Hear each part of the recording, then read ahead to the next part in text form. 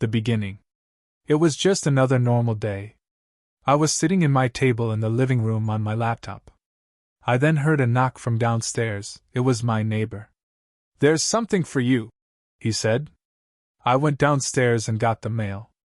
I greeted him, high-fived him, then came back upstairs to the living room. I opened the mail, and it was a disc saying, "Rock Bottom." I opened it up, and there was a letter. The letter read, "Yo! I had this lost version of Rock Bottom from SpongeBob Squarepants. I know you're a fan of SpongeBob, so I decided to give this to you. I'm telling you, it's pretty eerie and sad. You like lost media too, so you should watch it. Your best friend Carl." And so was the disc in there. I turned on my PlayStation 5 as it can play media discs. I put that disc in and I was eager to watch that lost version.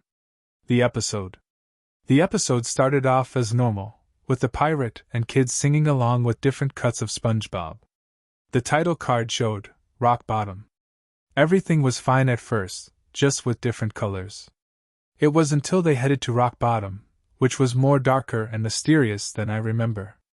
The place was darker and more suspenseful, the creatures there looked more disturbing.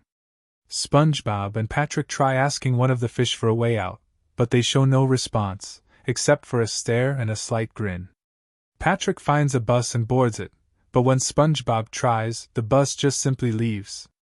"Oh, what am I gonna do?" SpongeBob said in a scared and desperate voice. The scene then cuts to SpongeBob waiting for a bus. A red anglerfish walks to him and steals his glove, hat, and balloon. SpongeBob yells at him to give it back, but the fish just runs away while laughing like a maniac. Every time a bus comes, it just speeds away before SpongeBob can even board it. The buses look more different, more green and decayed. The more times SpongeBob misses a bus, the more he gets upset, with tears running down his face. He walks around trying to find help. He was using his glove light, but it shuts off on him. SpongeBob is more worried. He finds a bus station. He is at the back of the line as there are disturbing fish waiting to talk to the ticket master. A title card says, "A long time later." SpongeBob talks to the ticket master, wanting to know when the next bus will arrive and why they are leaving before he can even enter them. "The next bus to Bikini Bottom will arrive in a few seconds," he says in a more deeper and twisted voice. A bus arrives, but before SpongeBob can even take a step, it drives away. "That was the last bus for today, station closed." The lights turn off in the station, which makes it really dark. Only seeing SpongeBob and a black void surrounding him, the episode ends with him crying, knowing that he won't find a way out. The credits don't seem to have an issue. Aftermath. Whoa!